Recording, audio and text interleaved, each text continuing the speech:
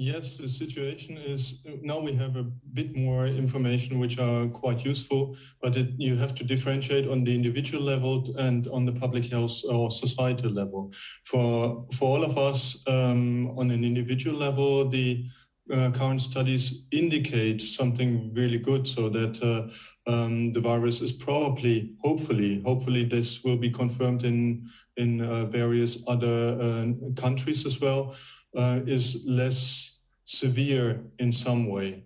How much is still, remains to be seen. But at the same time, also from an epidemiological point of view, this variant spreads so much faster than previous ones.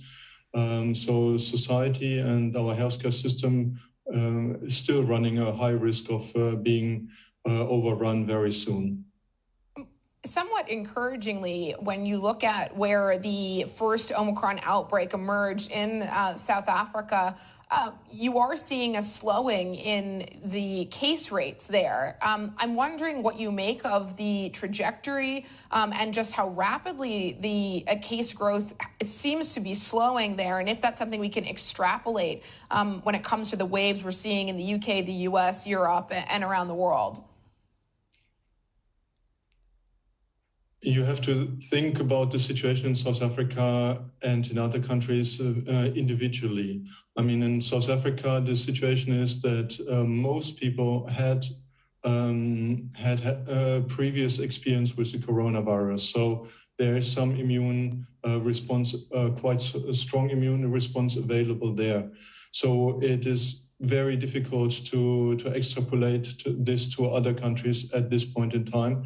And it also depends very much on other measures like non-pharmaceutical contact reduction and so on. So it is difficult to really project the coming weeks.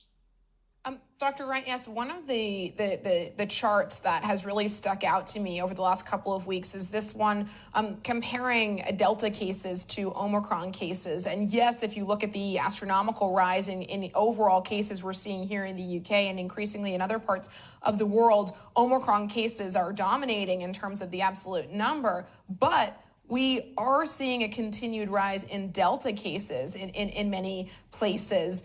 So it seems as though the Omicron variant isn't necessarily displacing the Delta variant. So, what happens once the Omicron case rate starts to come down? Will we continue to be battling Delta when all is said and done with Omicron? Yes, this is a very good point. With the previous variants, they were only minor changes of the wild type as the pandemic evolved.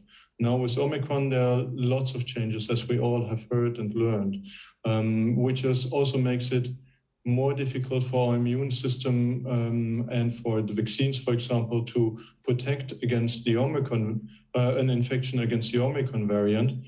But at the same time, also an infection with Omicron doesn't necessarily lead to immunity against other variants. So we do not have the guarantee that the one replaces the others. It's probably a good chance that we have not only the Omicron variant in the near future.